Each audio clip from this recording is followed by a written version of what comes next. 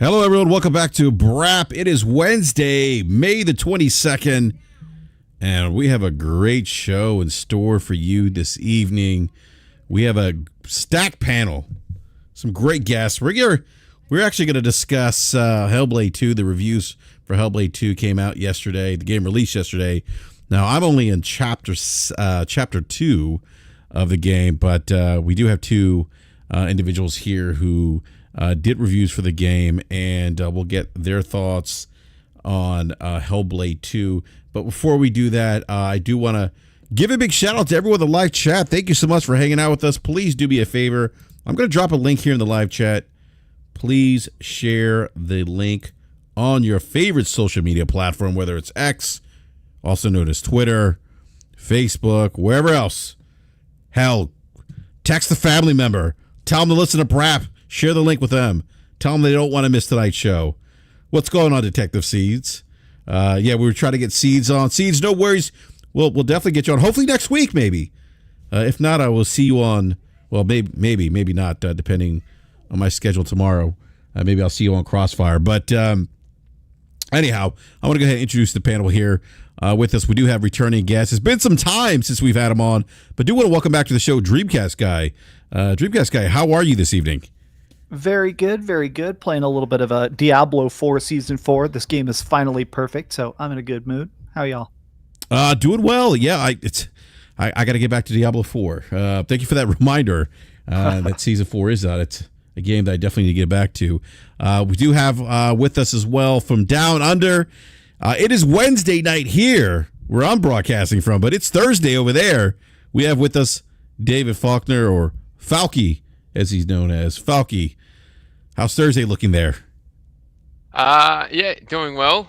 We made it to Thursday. It's dark and gloomy and overcast and cold down in my neck of the world, but yeah, great to be here. Looking forward to the chat. Yeah, absolutely. No, thank you for joining us. And we also have a returning guest. He was with us, was it last week or 2 weeks ago? It was recent. 2 weeks ago. 2 weeks ago, yeah. Thank you. We have with us middle-aged gaming wife Mag, as he's known. Yes. Mag, welcome back to BRAP. Thank you very much. And you know what? In a wild turn of events, in Canada, it is hot, sunny, and stunning up here. So I don't understand what's happening down in Australia. It's wild to me. But anyways, we got some great people on this panel. We got some great people in the chat. We got some interesting things to talk about, and we all know what we're going to talk about. So let's get into it, man. Let's not waste any time. We're definitely not wasting time. We're going to jump right into this topic right now. Hellblade 2 released yesterday. Now, the reviews, this is a game I think that is going to be, not say that, I shouldn't say it's going to be. In my opinion, I believe this game is a bit divisive. I've seen reviews that either love the game, and I've seen other reviewers who have reviewed the game and said, this is not for me. I don't think this is a good game. And some of these individuals were big fans of the original Hellblade, which came out about 7 years ago. And so, I was kind of surprised by some of the reviews that I read. But then, as I'm talking to people who played the game, I just started playing the game today. I finally got to it.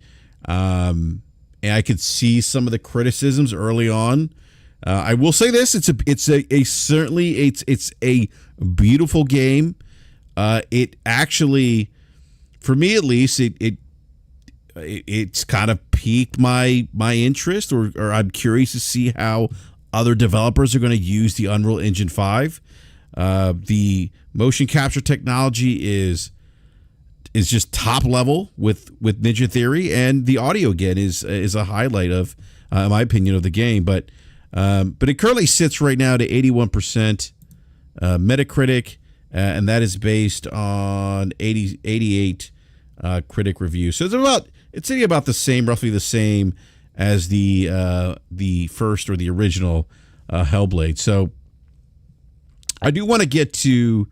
I'm going to go to you first, Dreamcast Guy, because I was watching your review of the game, and I got to be honest, I wasn't expecting the review and the score that you gave it, but I again, I'm early on, but I could see some of the things that you were talking about that were kind of like maybe not great things about the game. And so walk us through kind of your experience and why you reviewed or gave the score that you did for Hellblade 2. I think Hellblade 2 is going to be some people's favorite game ever, and it's going to be some people's like worst game of the year. I think it is one of those pieces of art that is absolutely swinging for the fences. It is not trying to be normal or understood. It is trying to be this like weird, outlandish, interactive movie. And in that way, I respect it.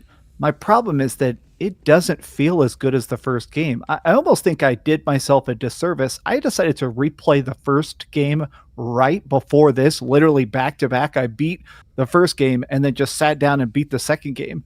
And I almost think that doing that was a bad choice because it feels like watching the same magic show twice. The first time you see that magic show, you're like, wow, this is so cool. How is he pulling a rabbit out of his ass? This is incredible. But the second time you see him do it, you can kind of see the strings, the wire, the misdirect. This game is not awful, but it definitely doesn't feel like a game. I feel like it is trying so hard to be beautiful and mysterious that it forgets to be fun or interesting. I also feel like, personally, not spoiling anything, I think the story is a massive downgrade from the first. I think the first actually told a coherent, cohesive world building story, and then the second game is nonsense. I'm not even sure the second game happened, to be honest with you. And I know psychosis is a major theme, but I just feel like the game, for all of its attempts, I feel like it very much falls apart. And other people have other opinions. I definitely don't. Anybody who loves it, I'm not trying to rain on their parade. But for me, it missed hard. So, Dreamcast, you talked about playing Hellblade, the first one, prior to playing Hellblade 2.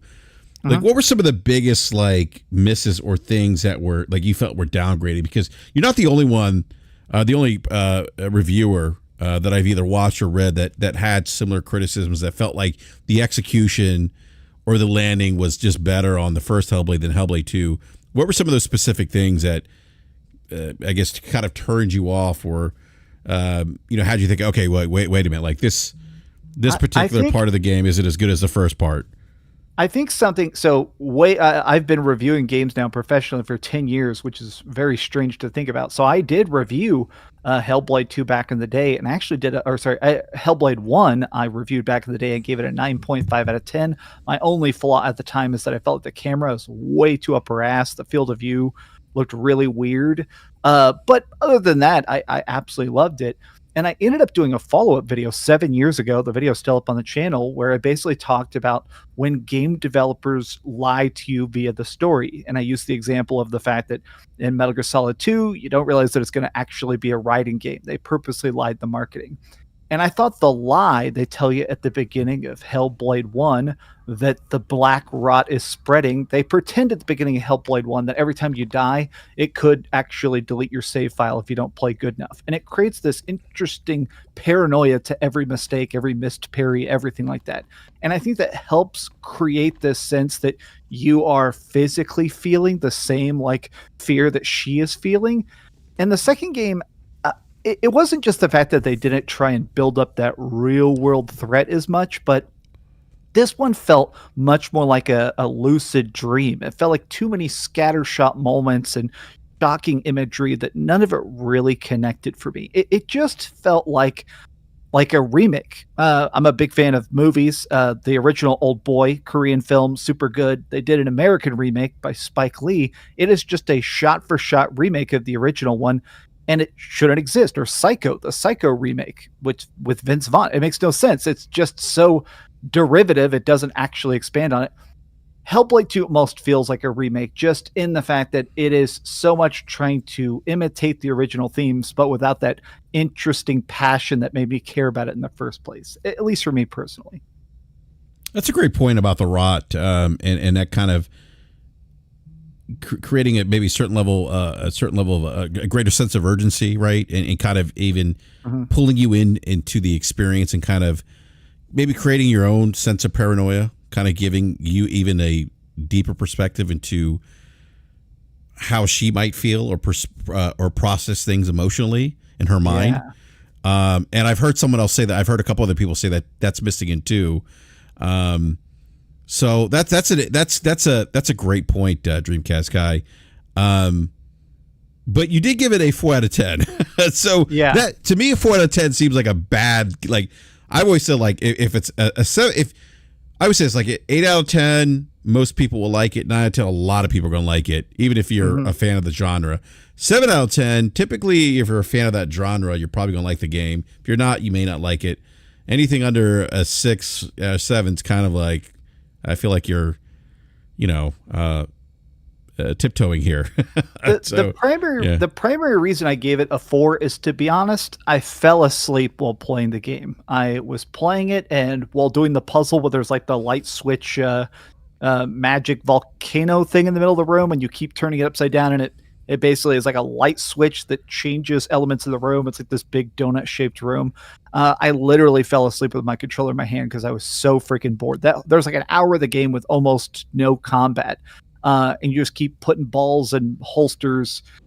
And I was so unengaged that I actually fell asleep. And I feel like that is an actual failing of the game itself. I feel like it is so obsessed with its graphical presentation and like making things look cool, it forgets to be a game. And obviously, remember back when we got Last of Us Part 2, there were all those articles of like, yeah, maybe this game isn't supposed to be fun. Maybe games aren't supposed to be fun. Like some games are supposed to be gritty and hard.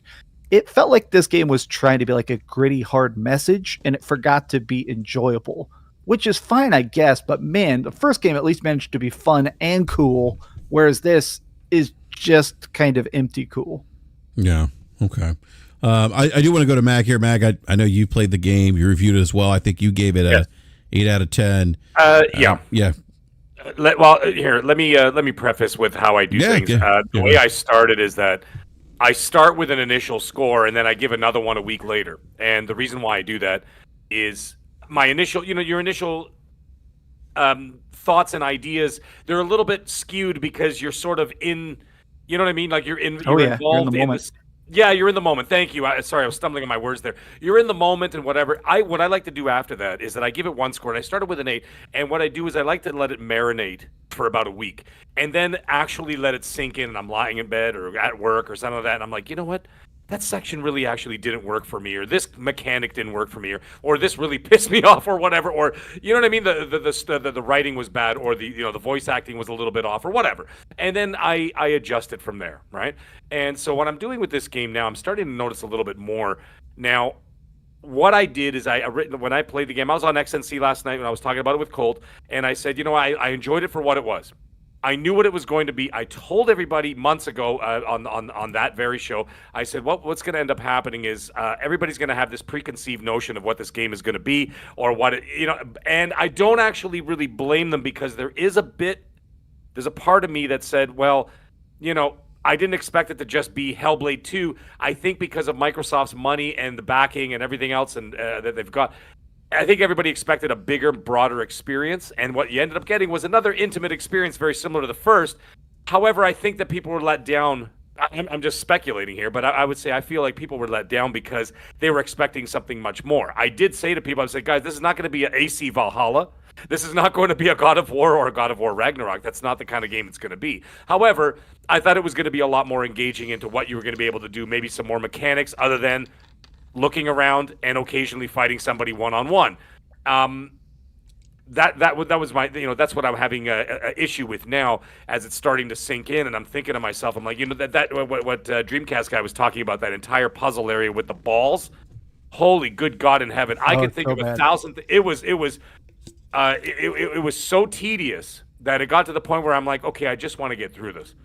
And I did dock a point right away when I started the game, because I am a firm believer that when you start a game or you start a film, the one thing you have to do, or a TV show, what you have to do is you have to grab the audience's attention immediately. There's a formula to that.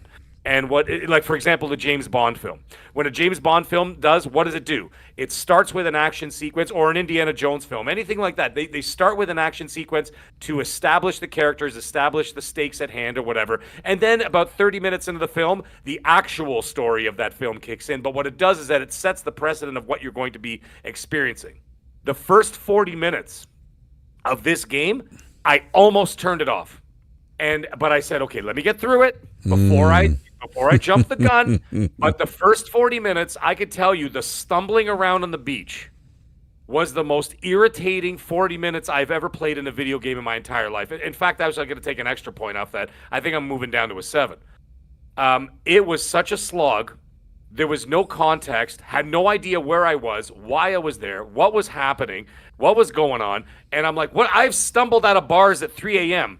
faster than she was walking on that beach. And I understand she was injured. I understand it was hurt. But my God, if you took even the slightest wrong turn, that was an extra 5 minutes. You had to go back.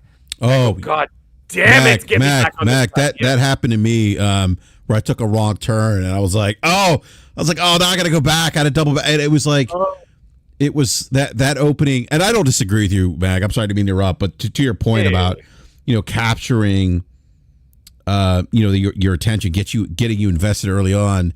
Yeah. That's the and if it wasn't for like, hey, I need to talk about this game, be able to talk about this game somewhat on tonight's show, that was kind of what pushed me. If not, I would have put it back on the shelf. Like, I'll get back to it another time, because you're right. The first 40 minutes was just pushing the left thumbstick. Yeah, I mean, I've had lonely weekends without my wife. I think my left hand got more, action than that. But it was just like 40. Oh, come on! It was 40 That's minutes. a good joke. Let it go. Sorry, hey, I'm just letting it go. But I gotta tell you, it was like 40 minutes of just pushing the stick, and then I started checking my DMs. I got Colt messaging me because we had to organize the show or whatever, right? Because we were doing like the full 2-hour review, and I'm sitting there checking Twitter while she's walking. And then I would look up 10 minutes later, she's still walking, and I'm like, okay. So I had the left thumbstick going, and then of course I got the left bumper trying to make her move faster. So all she did was kind of just like, lumber along a little bit, a tiny bit faster. This was not the start of the game that you had to do. Now, what was interesting though, I will say this though, and I did enjoy this quite a bit. The narration of the recap of the first game, done by the character, I can't remember the character's name, but he was the guy who sounded like Liam Neeson. You know, the one she rescued that was tied to the pole? That guy, he did the voiceover for everything that happened in the first game. That voiceover, that 5-minute recap of the first game, I thought was outstanding. It was well acted, great voice work, great music integrated in there. By the way, I couldn't even hear the recap for some reason. By the way, Mag. Oh, that's wild. I'm playing it on PC. Maybe it's a PC issue, but I couldn't hear that. Well, I don't know. Give it a shot. I'm telling you, it was worth it for me. That was really interesting, and that set the tone where, like, when he finished his little recap, I was excited, and I was like, "Ooh, this is great." And then we got into the game, and I slogged for 40 minutes. And I'm like, good Lord. Like, this is not the way to start a game. It was so boring. You know what it reminded me of? What the hell was that game? I'll remember it later. Oh, it was the Star Wars. Remember the Star Wars Battlefront 2? It had it actually had, like, the campaign. And the opening mission was a stealth mission with that stupid droid. And I'm like, this is how you start a game? Like you start on a down note. This is not the formula. I understand, like, not everything has to be formulaic. However, it was just awful, and it just set the tone. And then of course it picked up later, but that's not the way you start something. That's not the way, like I said, that's not the way you start a film, a show, a video game, whatever, or a book, even any narrative that you're going to be experiencing. As a consumer, you've got to grab them right away. This did not grab me right away, but it does pick up after episode or whatever, chapter 2, whatever you want to call it. Now, I don't know if you want to talk about this now, but I wanted to talk about the implications about how this fares for Microsoft in the future. Or you want to wait on that? We can wait on that. We can wait on that because I do want to. I want to get to your positives. I mean, after you get through the first 40 minutes. Sure. You're playing it kind of because you did give it an 8 out of 10. I know you may change. I may drop to a 7. Yeah. What I did enjoy is that, first of all, I understood, like, at least for myself, I said, you know what, this is not going to really be a video game experience. It's not going to be too much of an interactive experience. I think I'm just going to be watching a movie, essentially, right? And just experiencing it, and then just that's it. You're 5 hours, you get it done. When they started getting, I'm not going to get into spoilery stuff, but when they started getting into some of you bump into some pretty nasty people doing some nasty stuff with the sacrifices and all that, it really started to get interesting. I'm like, what the hell is going on? Who are these people? What the giants, that whole thing. I thought the reveal of the first giant was terrifying. I was like, wow. Yeah, I was like, wow, this is something. And then I started getting that feeling. I'm like, this is really something here. And that first one, Dreamcast guy, you know the one I'm talking about, the one I that put comes out that of in the my ground. review. I just had to put her face in the review for like 10 seconds because, oh my Yeah, God, that's such a good reveal. it was wonderful. And she came out of the ground and did whatever. And she had the spear sticking out of her cheek. And she's talking to Senua. And I'm like, this is interesting because instead of eating her, she spoke to her. I'm not going to go into the details for anybody who hasn't played it, but she spoke to her. And I'm like, that's an intriguing twist. I want to see where this is going. And so that carried me for a little while longer, enough to get me to the end of the game, which, again, the game ends rather abruptly, almost in a way that didn't really make sense to me narratively. And therefore, I had some issue with that. However, on the technical level, the acting, I got to say that what's her name, Melina Jurgens, she's going to win Best Actress for sure for the Game Awards. I mean, I can't see any other performance that really sort of matches that level of of gravity and what she had put forth there. So I think that's going to happen. I think visually it's going to win, best whatever graphics, that kind of thing. Audio, obviously the binaural audio was pretty interesting. It did get a little irritating after a while because, as Dreamcast guy was saying, she was literally repeating stuff in her head and repeating it out loud. And but there was some fun stuff though I enjoyed. The fun thing I enjoyed was when you were walking around and there was a collectible somewhere. She'll mention it, or at least in her head. Right? She goes, why don't you look down there? And I'm like, who the hell is she talking to? Why is she talking to me? And she goes, go take a look down that path. There's something over there. Maybe there's something there, this and that. And then lo and behold, you go down there and there's one of those like lore, those lore statues or The whatever. lore posts. Yeah, the lore post. Yeah. And I'm like, oh, that's a pretty interesting little way of doing that. Instead of, the, what do we like to call it in the business? The yellow paint. Right? Well, they do white paint instead. There's white paint everywhere in this game. You know what? I'll bend the knee to that. You're absolutely right, because there was white paint there. There was a couple of areas with a little ledge you can climb up. There was the white paint, but on an audio level, I will call her audio the yellow paint of the game in terms of that. But you're absolutely right. There was white paint there. I'll bend the knee there. But I did find that interesting and fun, and like I said, it was an experience. But later on, before I tip my cap and run out of here, when we get to after we get everybody else's thoughts, I do want to talk about the implications of where this is going to go and how this is going to shape the future. Because I don't care what anybody says. No one can say this is just a game. Every game to them is monumental in terms of where it's going for the future of this company specifically, and what their business plan is going to be. So I wanted to talk about some of those things, of what I like to call the fallout effect. But we'll get to that later. I want to see what everybody else has to say about it. Yeah, I do want to welcome to the show Game Logic. Game Logic, how are you this evening, sir? Doing good, man. How are you guys? I take it you didn't play Hellblade 2 since I last spoke to you. Yeah, and I still haven't played the first one. Yeah, and then we do have with us Nate as well. Nate, I think you said you were going to play in a couple hours today. Did you get a chance to dip your toes in the pool? So I didn't. So there's a reason for that though. So I was waiting to play with my best friend. We were going to start it at the same time, and she ordered an NVIDIA Shield in order to play over GeForce Now in 4K. And of course, it was supposed to be here at 8 a.m. and her package somehow disappeared en route and said it would be delivered tomorrow. So I was like, she was like, nah, you can play without me. And I was like, nah, I'm not going to do that. So I have not gotten a chance to dip my toe in the water. I have seen a lot of the discourse and a lot of the reviews and everything that's going on, but you haven't got a chance to play. But I mean, it's nothing a couple lunch breaks can't take care of, There you go. There you go. Absolutely. All right. I want to go back to what Mag was saying about the Fallout, if you will. By the way, I did wrap up Fallout TV show. Wow. What a great show. Phenomenal, right? Phenomenal. Yeah. I mean, it was well done. I do wish they would have had like some kind of new Fallout, or maybe a remake of Fallout Vegas. I mean, I left wanting more Fallout, but unfortunately, I'm not going to go back to Fallout 4. And I'm probably not going to go back to Fallout 76. So, understandable. But anyhow, yeah. But I do want to go back to Mag here. So you talked about the Fallout, Mag, of this game. It's going to be interesting to see, like, how Microsoft gauges the success of this game. And I say that because of what happened with Hi-Fi Rush, which we know was critically acclaimed, but I guess didn't meet whatever internal metrics Microsoft has for games. But what are your thoughts here, Meg? Like, what are you thinking the potential fallout might be here with Ninja Theory, or with after the release of Hellblade 2?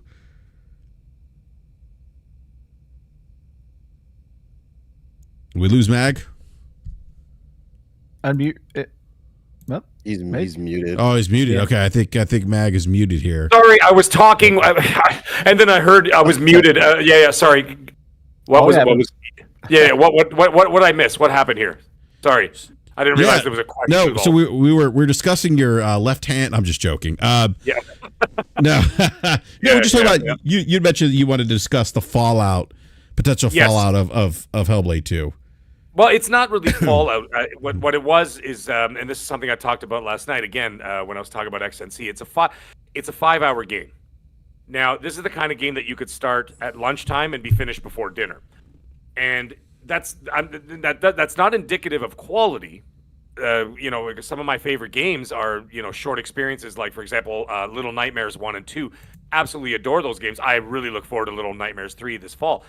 And those are shorter games as well. However, the thing is that this is what I'm going to call the Fallout effect. Now, I watched Fallout back in February, and when I'm not going to get into whatever. I was talking to the producer, and what he had told me is that they were not confident in the show. And they said, we're going to drop the show in one shot because they didn't think that there was going to be enough. They didn't think there was going to be a big enough following, which, of course, in hindsight is 2020. Obviously, that wasn't the right call. I don't think they realized it was going to be the kind of phenomenon it ended up being. But they saw the show. I saw the show about 6-7 weeks early. And I was like, all right, well, if you guys don't think it's going to be a great show, that's whatever. And they dropped it in one shot. Again, they had no confidence in it. But what happened with that, the reason why that was a problem is that now, if you think about this, BRAP, this week, if they went week to week, this week would have been the finale. What would everybody be talking about on podcasts right now? Never mind just Hellblade or whatever. People be talking about what's going to happen in the finale of Fallout and this and that, because it would still be in the zeitgeist of the mind share of the community. Everybody would be talking about it. It was a hot show and this and that. Of course, they're going to do that for Season 2 and Season 3, which have already been signed and written. But the reason why I'm bringing this up is because now that they dropped it in one shot, I was listening to Gary from Nerdrotic, right? And he was talking about it. And he says, yeah, it's a good show. He enjoyed it. He goes, however, in 10 days, no one's ever going to talk about it ever again. And it didn't even make it to 10 days. And it was completely gone from the news cycle. Completely gone because it dropped in one shot. Now, fast forward to Hellblade 2, a game that's this short. The majority of people I've spoken to, either in the Xbox community or the PC community, have already finished the game and moved on. It's insane that happened because the game is only 1 day old. I know people who've gotten their 1,000 out of 1,000 achievements on the same day it came out, whatever else. Great, wonderful. And they're going to talk about it on whatever shows they're going to be on this week. After this week, I don't think it'll be spoken about again. Because once you've done it and you moved on, I mean, honestly, let's face it. I know Rand, Rand was he was in the chat with us last night. But he did say, he goes, Rand played it twice because apparently if you go back and play it, there's a different narrative the second time around. It's narrated. Yeah. Yes, so there's that. And he said it was interesting, but he doesn't expect a lot of people to be doing that. For me, I think myself personally, when I finished the game, there was zero replayability for me. I finished it and I said, all right, cool, good enough. It's like when I watched the first Dune movie. I'm like, all right, I watched it. I'm not going to go back to it. You know what I mean? And that's it. And so there it is. And I think that sentiment is going to follow along. And what's going to happen is by next week, no one's going to be talking about it anymore. So what ends up happening on a business level, let's say you got extra people getting into that ecosystem. Okay, let's see, you got a little bump in, let's say, Game Pass subscribers for this month. Is that going to carry into June? No. Because they finished the game. And now if you think about it, theoretically, I don't think they really have much coming out for the next 6 months. God. So now you finished the game the day it came out. You're not going back to it. What is enticing you to go back for the next 6 months. It's not like a big experience where I can say, hey, Dreamcast guy, did you go to that fishing village and do this? Oh, yeah, I finished that. Now I'm heading off to the mountains or whatever. I'm like, oh, I did the mountains the other day. That was fantastic and this and that. And then a month from now, we could still be talking about what areas we haven't conquered or what we haven't done. I understand those are different kind of games, but I'm just saying with an experience this small and this compact is that it removes itself from the mind share very, very quickly. Therefore, I can see that even if there's a bump in Game Pass subscribers, which is what they're looking for, or engagement, by June, it's all the way back down to where it was, if not lower. Because there's nothing else on the horizon until presumably Call of Duty or Avowed whenever they decide to drop Avowed. Right? And then so you're looking at somewhere between October, November, December. Sorry, go ahead. So one question is, and I know this is off topic, but so Matt Booty in the business update in February, right, talked about that there were 10 games supposedly coming this year, of which Hellblade 2 is only one. Right. So and I thought that what I had heard was that based on simple math and the fact that we haven't seen any of these 10 games so far this year, like I said, unless you count Hellblade 2 and then I guess Towerborn and early release wherever it is, that I thought that there was this notion that there was like a big Rolling Thunder campaign that was going to kind of start, post showcase, walking us up to the release of Indiana Jones. Is that not the case? Right. I'm not 100% sure because we don't really know what the release schedule is going to be for this year. They do say that they have the games, slated to release this year. The ones that are obvious are you've got your Call of Duty, you've got your Indiana Jones, you've got your Avowed, you've got this early access Towerborn. That's 4 games. So now if you start looking at, you said 10 games, subtract 1 from Hellblade, that's 9. I just mentioned 4. What are the other 5? And I mean, I think those are ones that they'll discuss at the show. But the thing is, the question is when. It's hard to release a game in the summer because the engagement is always down because people tend to touch grass, do things, travel a lot, vacations, things of that nature. So I think that you might start finding maybe late August, early September, you might find some of the smaller games. But are those smaller games going to actually show up in the radar is my question. So when I'm looking at it, what I'm talking about are the bigger titles that are actually going to turn heads. Call of Duty will turn heads. Avowed will turn heads within the Xbox PC community. So I could see that happening, but you're still going to have this long gap of the summer, and we don't know what's going to happen during that showcase. Maybe the Shadow drops something here and there, but I don't think anything big. So what I'm saying is, all I'm trying to say is that it's not a negative. The game was not a negative, but I'm saying that the fact that it's going to drop off extremely quickly is not really helping the financials, where they're looking for an increase in engagement. I think there's going to be a decrease in engagement after this month. That's all I'm trying to say. So it's not a shot against the game. It's just, let's not forget that Xbox is not being run by Xbox anymore. Xbox is being run by Microsoft, who are looking at numbers now. And these people, and BRAP is the numbers guy. And that's what I'm trying. That's what I'm looking at. And that would be Falky, actually. Falky's a numbers guy. Oh yeah, that's right. Falky's the number guy. But you see what I'm saying? Microsoft is running the show now, not Xbox. And they're going to look at this and say, okay, well, we release this. And that's why, by the way, this is something else because, I've told you when I speak to, the producers at Amazon, I also speak to people that work at Netflix, and they told me how that all works. And when you watch a show and you're like, man, why did they cancel it after 3 seasons? What a fantastic show. Because it's worked on a different metric. The different metric is as follows, is that what ends up happening is that if the show does not have a significant amount of subscriber increase during the launch of the show, they cancel it. Because they don't care about the show, they don't care about the narrative, they don't care if people enjoyed it. If the numbers aren't climbing, sequentially, I guess, after each season that comes out, if they don't continue to grow, then they cancel them. And so I think what I'm saying is that if we get a game like this, if people play 5 hours and they go, all right, I was all right, or it was great, or it was not great, that's not going to move the needle. And so they're going to look at that. And Microsoft's going to say, hey guys, this is not, we spent how many years, how many millions to make this, and it didn't move at all. So Mac, so what you're saying is that you don't think that this game might move that needle. And when you say the needle, you mean like Game Pass subscribers, right? Nope, I don't think it will. But Mac, I don't think this is going to do anything. Mac, maybe they should have fucking advertised it. That would have been a nice change.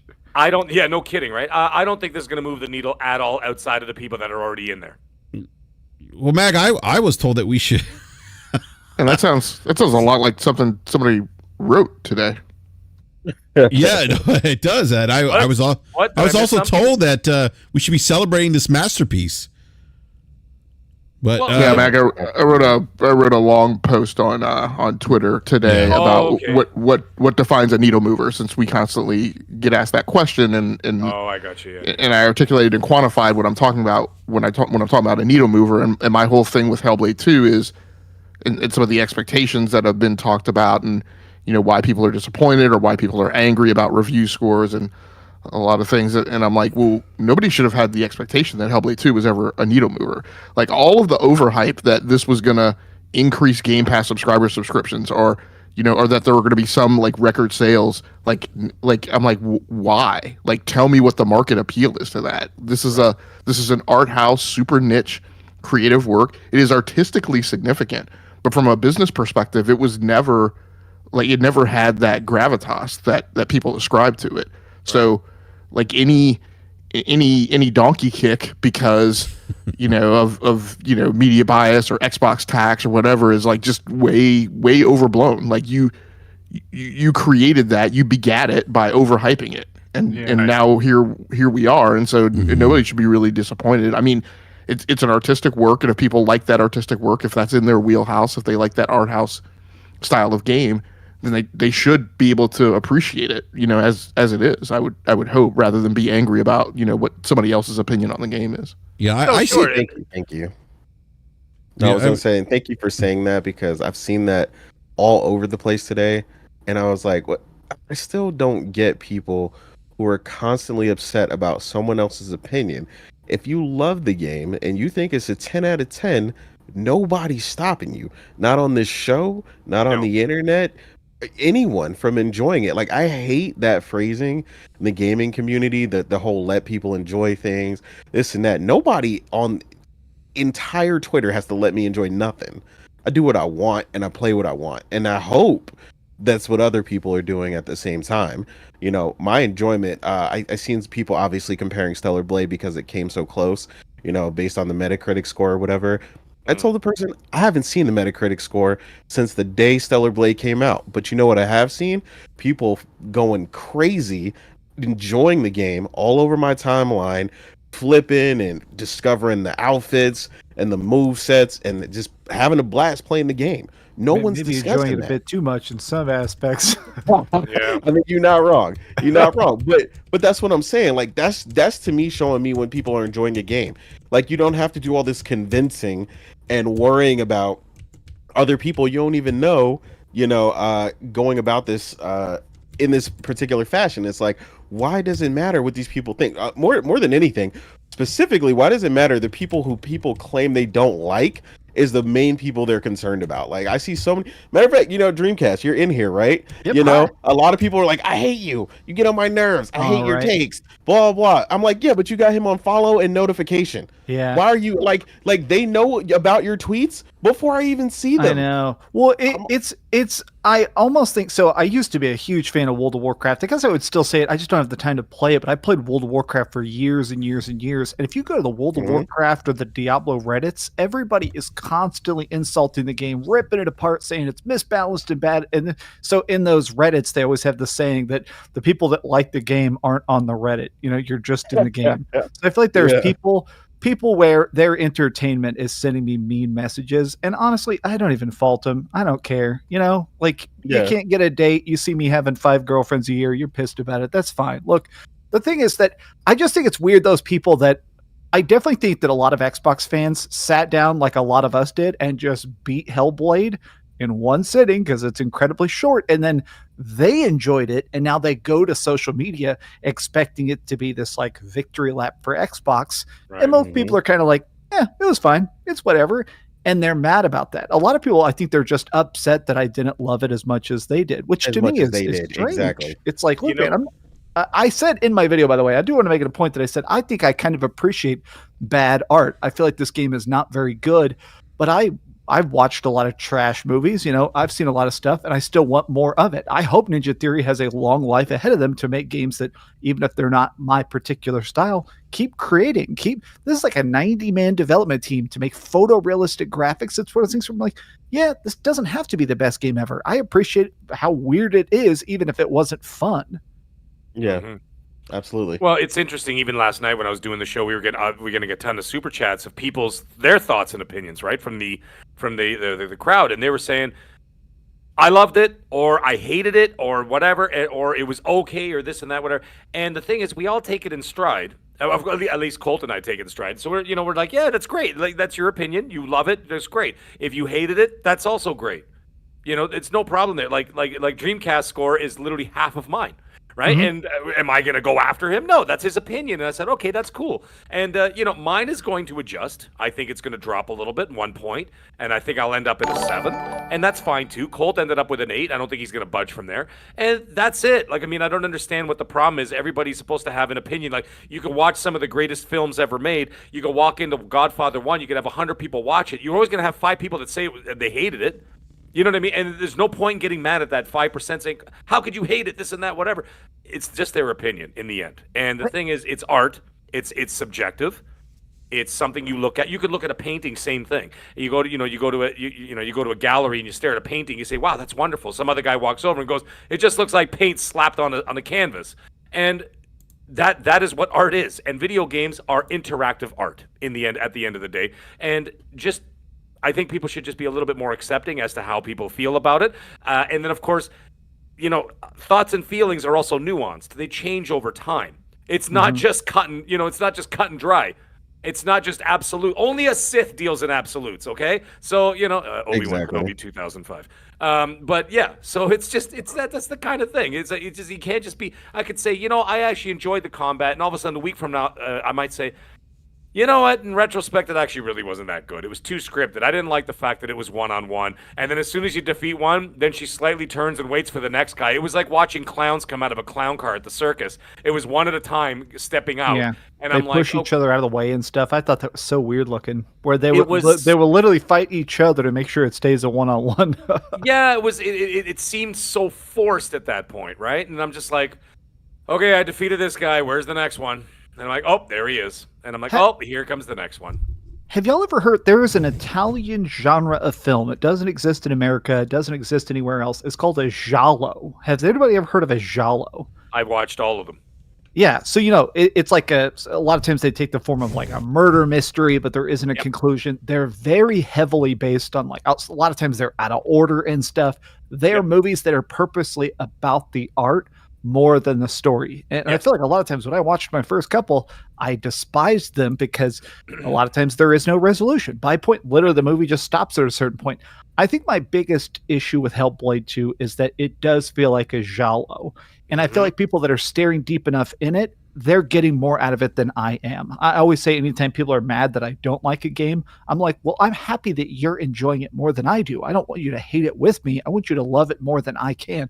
This feels like one of those games that I feel like I'm afraid that it's not going to get mainstream appeal. I mean, provably already, I'm sure it's not very mainstream, but it's a type of thing where I'm like, it's cool that it exists, but I think they went a little too hard on making it artsy, fartsy, and not approachable. It definitely feels like a giallo. That's funny you mentioned that because I was a huge fan of the giallo. I'm Italian as well, so I've actually watched a lot. Okay, of them. that means Especially the horror, a lot of the horror ones. yes, yeah. And a lot of it, there wasn't even a lot of dialogue. A lot of it is just music, some screeching, maybe a little bit of choir thrown in there, something going on, and then it just kind of, you're just right. You're absolutely right. It sort of abruptly just stops. And it almost feels like you just took a glimpse into somebody else's psyche for about an hour and a half. Yeah. And I think that this game sort of did the same idea. But the problem with it is that I think that when you play a game, specifically a video game, is that there tends to be a very focused narrative. And because you're actually interacting. And that's why I think there has to be a more focused narrative because let's say whatever game you're playing. Okay, I got a sword, I got a shield, they got my princess, I got to get to the castle, kill the dragon, do the thing, and then you're going to, do people along the way or whatever, right? They killed my best friend Joel. Well, I got to go on a revenge story and murder everybody on my way to get to to what's her face there with the big arms. I always forget her name. Anyways, but you know what I mean? It's so like you have the sort of a straightforward sort of situation. This seemed to wallow in a lot of ambiguity. You know what I mean? Like, Yeah. you're just like, okay, what the fuck? What is going on now? Yeah. And then and I'm like, okay, what are we doing now? And who's this guy? And what's this guy talking about? How does he know me? You know, it's like, oh, you are the one. And I'm like, who am I the one of what? Man, the whole thing where you're seeing the like ghostly silhouette and you're solving puzzles so it can cross bridges, and then it starts solving the puzzles for you. Stuff like that I feel like is kind of cool, but because there's no resolution or follow through or anything, a lot of that stuff definitely feels like it's like, okay, that sure is cool imagery that doesn't do or mean anything. It doesn't do or mean, yeah. And I think that's where a lot of people are going to have a problem. Now, the other thing I was going to say, the whole mindshare thing about the reviews. I watched your review, Dreamcast, and I watched a lot of people what I did is I picked some of the bigger YouTubers. I went from 200,000 subs and up. And I started watching all those guys, and now I went from there. Matty Plays, he's sitting at almost 600,000. Then you're going to get some of the other guys who are at 800,000 to 1 million, 2 million, and they all said the same thing. So the interesting thing is that's going to bleed into getting back to what we were talking about, BRAP, about 10 minutes ago, about the business aspect and about the engagement. You know, a lot of people are going to balk at this if they see that their favorite YouTubers, because let's face it, media is basically done. YouTube is the new media, and that's why the media hates them so much, is because they've taken over. And so, a lot of people pay more attention to a YouTuber than they do like IGN or a GameSpot or whatever. People will still read them, but I think they put more weight into what their favorite YouTuber says because they're more approachable and they're more on the ground. Dude. Yeah, and it's on a ground level, right? It's on a ground level. We say, you know what? I understand this guy. He's playing the same thing I am, and we've talked before or whatever.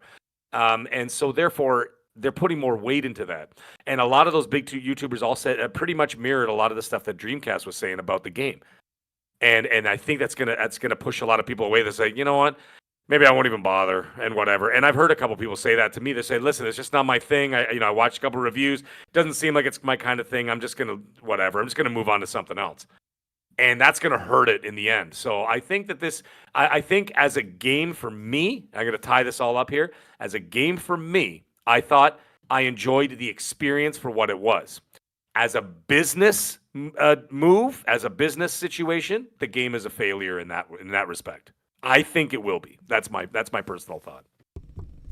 It's interesting. You don't think it's going to, like you said earlier, it's not going to maybe move the needle. Yeah. I mean, I don't think it will. Yeah. And like I said, it's not a slight against the game.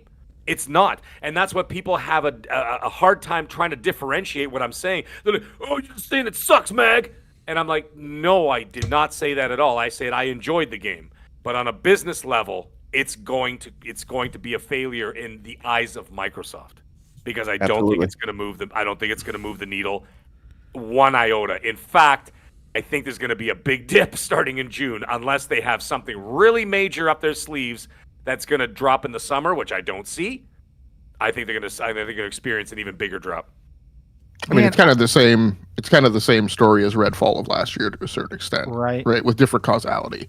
I mean, yes. This year I will lay the blame for overhyping Hellblade in terms of an expectation of what it was going to do for the business at the feet of the fans. Last year, I mean, there was a lot of talk of Redfall. Redfall was presented as the golden child and the big thing for the first half of the year by Xbox. Right. And then it came out in the state that it did. So that was mismessaging on their part. This year, it's been the fans that have been doing it. But in either case, like, Redfall definitely had the potential to like pull some communities together. But again, it wasn't going to become the next big thing shooter just because it had a very kind of obtuse premise in terms of what your big mainstream shooters are about these days, which is modern warfare, plenty of shooting mechanics, not so much rooted in like the meta fantastical, which is what, Redfall was oriented around. As a huge vampire fan, the premise for that game always seemed off to me. Right? So, I mean, if Arcane had been able to put their normal kind of spin to it that would have made it something a little more special. But at the end of the day, that was still not a needle-moving franchise, in my opinion, or a needle-moving release in the way that the business was hyping it up to be. And this year, it's the same thing with Hellblade and what people expected it to do. Interesting. Yeah, agreed. BRAP. Yeah. Oh, Detective Seeds shows up right when I'm about to leave. No, I do have to get going. I have some work I got to take care of before I get to work tomorrow. So. Yeah. No worries, Mac. I got some preparation. But anyways, gentlemen, it was a pleasure as always. Dreamcast. It was nice to do a show with you again, buddy. Thanks. Hey, if you talk to Colt, if y'all ever want me on the X cast thing, I'm sure I'll get a bunch of hate super chats. But honestly, I'm happy to go in alliance. I don't know. To me, it's all conversation. I don't mind people being mad about my opinion. I always say I don't mind being wrong. If people want to say, "Hey, you screwed this up," or "Hey, you totally missed this really cool part of it," I'm happy to be wrong. I will reach out to Colt this evening actually, and I will mention it to him. So yeah, absolutely. But gentlemen, BRAP, thank you very much. Yeah, absolutely. Thank you. And everybody else. I see you lost Falky. I don't know where he disappeared to, but he had to get going. Falky's actually it's daytime where he is. So I guess he's wrapping up work. Yeah. Well, so. it's 10 p.m. over here, so I got to get some stuff ready for work tomorrow, and then back to the grind. So, gentlemen, it was a pleasure. Chat, you guys are always awesome, and we'll talk to you guys soon, man. That was an awesome packed 1 hour of convo there. So yeah. No, it was great. All right. Thank you again for your time, man. No problem. Have a good night, guys. All right, you too. So one of the things Mac mentioned, and I think you just mentioned too, Logic. I think with this game in particular, my frustration with that the Xbox community at times is that they tend to overhype, or they're often on the wrong side of history. Like, just let the game do its thing, let it come out, play it. If you enjoy it. But I think with this game, I think that, and some of the stuff that I've been seeing in the community is that, I think some people thought that this was going to be kind of the next God of War for Xbox, Oh, yeah. Or that Rise. Yeah, or that it was going to be like, hey, Microsoft bought Ninja Theory now, and their imagination start running wild like Hulkamania. And they think like all these things are going to happen. These things don't happen. It's like, stop. Let's temper the expectations. Let the developers do what they do, and let the game come out. Play the game, and then judge it based on your experience, and just leave it at that. Exactly. But that never seems to be the case, in particular that community. I don't mean to pick on them, but it's just something that I've been witness to over the last 10 years. Probably longer than that since I've been on Twitter for like 13 years. Let me grab a couple super chats here, gentlemen. Seru21 with a $10 super chat. Thank you for that. Says, I'm confident that every smaller studio at Microsoft is going to be absorbed, shut down right after their next release to feed the big IPs. All these quirky games were just a stopgap. I hope that's not the case. I really do. I think there's one more super chat here. Did I miss it? Yes, Black Metal Gamer, the $2 super chat says Hellblade II is a mid-ster-piece. Oh, okay, I see what you did there. Thank you for that. Thank you. Thank you for that super chat. Yeah, go ahead, Joe. I guess I'm almost like the big wrinkle of this whole Hellblade thing of is Ninja Theory going to get shut down next is that Ninja Theory is so freaking small. Like, I wonder if they can literally be small enough to just not get shut down. Like how, if they even got 100,000 paid copies and 100,000 people signed up to Game Pass, is that enough? I mean, how much could this game really have cost? I guess is my thing is that if you have a giant studio with hundreds and hundreds of full-time employees that spent 7 years working on a game that's 30 minutes long and 12 people played, I understand that getting shut down, but I don't know. I'm worried that Ninja Theory, this game is not very good, but I don't know. I feel bad that these people that definitely made their exact thing they had in mind are going to get shut down for doing the exact thing they tried to do, Well, I don't know that it would lead to studio closure, but I will say one thing that runs up the bill on a game like this is mocap. Mocap costs. Cameras are expensive. I mean, so all that mocap studio time. And I'm just talking about from footage I've seen, not having played the game. It just looks like almost the entire game was mocapped. right? So, like, while the studio is small, I feel relatively confident that like the mocap bill, right, and a lot of the other production quality stuff for external resources that would have been required, or just studio booking time, right, for the various services, was not small. Yeah, no, I agree. yeah, We the talked about mocap that. looks They phenomenal. built- Yeah, I was gonna say, as far as I know, they actually built them a new mocap studio for this game. Well, there that you was go. So more- that's yeah. investment cost, capital expense that needs to be burned off based on revenue generated and recognized, and then depreciated over time. So yeah, you're gonna have that sitting on your earnings statement, right, until you work it off. Well, Exactly. I almost I feel like they're also going to have the detriment of the what the heck was it called? Bleeding Edge. I totally forget the fact that Ninja Theory made an Overwatch ripoff that died in 2 months, and that thing I also remember looked real that. expensive. That was a Ninja Theory project. So it's I like, forgot man, about 2 that. strikes were you out? Damn. Did that game come out after Hellblade?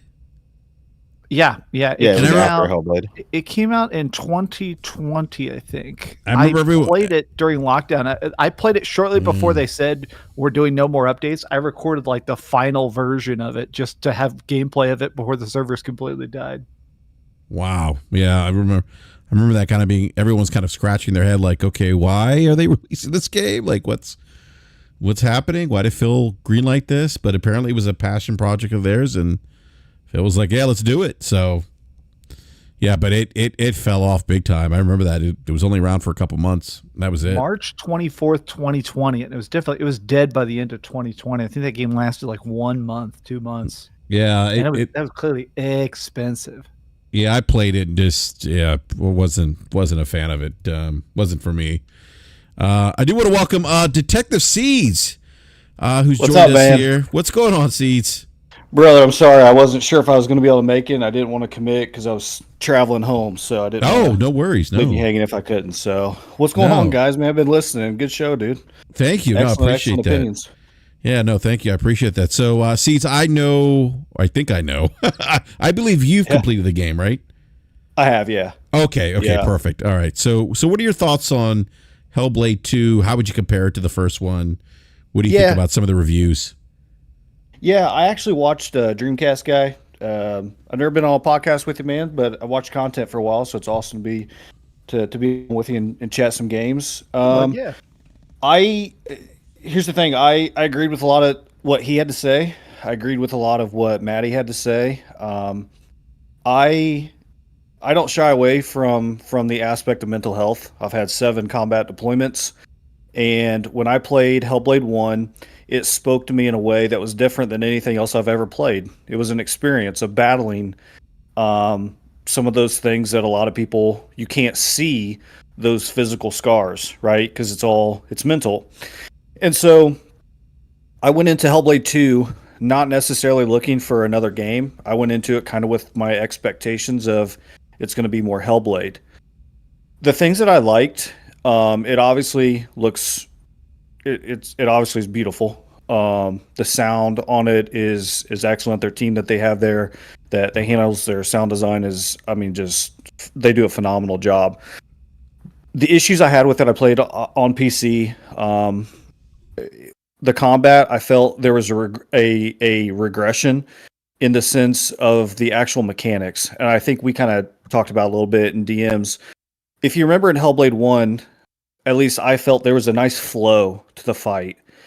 And you could go from one enemy to another. And I almost felt like in Hellblade 1, I was not just battling the voices in my head, but metaphorically, I had an aspect of gameplay where there was enough combat to keep me engaged in the actual game. It felt more like a game. Mm-hmm. And in Hellblade 2,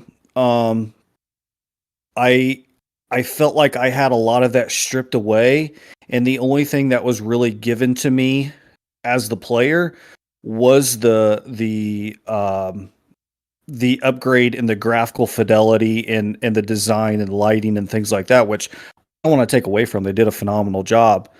But the puzzles I felt were non-existent. I don't want to obviously get into spoilers. People are going to play it. But there were a couple times where I was just like, oh my God, like this isn't even, it's not even like a challenge. There's one area where you just kind of there's only 2 locations where you can walk through. Like you guys probably know what I'm talking about, but I just didn't feel that challenge. In the first game didn't have a ton of challenge, but there was at least some thought that went into solving the puzzles in the first one that really didn't exist in this one. I walked around for a little bit more. My playtime was just under 8 hours, and I mean, I could have finished it much faster, but to be honest, I was like going around and looking and trying to see if there were issues with the UE5 performance. So I did spend a lot more time kind of looking around and taking my time through different places. And so I spent far more time in the game than what other people may have done, which totally cool. So in the sense of a cinematic game, in a cinematic experience, if you will, I would give it, and I hate giving numbers, but everyone likes that. I would give it an 8, right? I thought that the cinematics and the experience of what I was going through in Hellblade was still there. But when it comes to actually being a game, right? Like a gameplay and having all those things, what they took away from me from Hellblade 1 to Hellblade 2, I would have to go with like maybe like a 6.8 to a 7. And the reason I say that is the combat in Hellblade 2 struck me as being far more visceral up close than in Hellblade 1, but it took that flow away from me as a player to where I felt like I was still playing a video game. And to some people that may not make sense. I'm trying to explain it the best I can. But I think if you play it and you play Hellblade 1, I think Gene Park, I think's his name from Washington Post, is who he he actually did Gene, pretty good. Yeah, he did a pretty good comparison of Hellblade 1 to Hellblade 2. It's objectively regressed in terms of the combat. You can see the difference in the multi-targeting is no longer there. It's more 1v1. And I guess for me, I was looking for them to at least maintain the gameplay aspect that was in the first Hellblade, even though there was not, in comparison to other games, there was not a ton of combat. It was still present enough that I felt like I was still playing a game. And I just felt that was absent in the second one. And it just didn't feel like in those key aspects of being a game that they moved that bar forward. And so, like I said, I mean, BRAP, you and I, we talked a little bit. Obviously, I've been busy traveling this week, but I like Ninja Theory as a studio. I don't know what's next for them. I watched, obviously, the tweet that I made had a ton of people comment on it. Some people better hope their sources are right. But one of the reasons when that letter came out that I said it seemed like a goodbye is, I don't know about you guys, I watched the interview with Don Matthews when he interviewed with Jake Baldino and Lucy on the Friends Per Second podcast. I don't know if you guys have seen that, but Jake couldn't even hide his facial impressions when he was asking him questions about what's the future. And he was just kind of like, I don't know. And so that worries me because I really do like Ninja Theory as a studio. And so I just Hellblade 2 in certain areas it took a step back, and in other areas it took a step forward as a technical showcase of what they can do. But I just in terms of being an actual video game, it just didn't do it for me like I personally wanted. And that's my own needs and my own wants of what I wanted from that second game, and I just didn't get that part. Also, can we actually now that more people have played it, can we acknowledge how weird it is that they showed like an 8-minute gameplay trailer and it's like the end of the game? Yeah. Like, what? That's so bizarre to me. When I got to that, the whole time I was playing the game, I was like, and when I got there, I was like, oh, I must be like halfway through it. Nope, that's pretty much the end. Like, oh, what the hell? And the other thing, and sorry to kind of jump in and talk about the other thing that really struck me were the boss fights didn't really strike me as boss fights. Yeah. And I just I wanted to, man, I just really wish that they would have at least kept that combat system that they had in the first one. As some might joke and say, well, there wasn't a lot of combat, but when you play Hellblade 2, man, there's really not a lot of combat in terms of being a fluid system of fighting enemies. And for me, I wish they would have had that in there and kept it, and offered us that, still keep those systems, because I felt like in this game, again, they took a lot from me, and what they gave me back and what they kept intact or improved were the graphics and the sound, which are awesome. But as a player, I really wanted to at least be able to keep that fluidity of the combat to keep me engaged. And there were just areas in the game where I was like, Jesus, man, is this ever going to, can I get on? And I hated feeling that way, because the actual message of Hellblade and what they're trying to convey, it's awesome. Not when we all played Hellblade 1, I don't know about you guys, but I was like, man, this is one of the coolest experiences I think I've ever had in a game. Like, I felt connected to it, just with my own personal experiences. And I didn't have that strong connection with Hellblade 2. And maybe it's just me, I don't know. But I see a lot of people talking about it and reviewing it now, and it seems like other people didn't have that connection either that they had with the first one. Yeah. Yeah, I've read that same sentiment as well. Detective Seeds. I think that's also something Mr. Matty Plays had commented on in his review of the game. So, you talked about kind of like the what's next, and I know that someone had mentioned, they're not closing or something. Their next their next project's greenlit. That's not a greenlit project. To me, isn't a guarantee.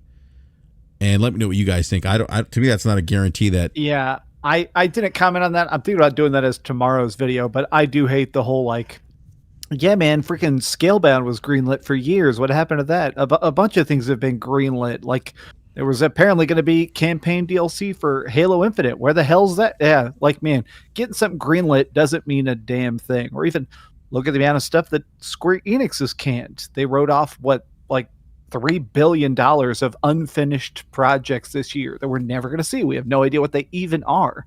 So I feel like I'm annoyed that anytime Xbox makes some sort of or a big Xbox journalist makes a statement, everybody in the Xbox community immediately believes it as gospel of they're already working on the next project. They're safe. Doop. Don't need to think about this critically anymore. It's yeah, Xbox has shut down studios like crazy. And I'm not saying that Ninja Theory is already going to get the axe, but let's not just assume they're out of the weeds yet.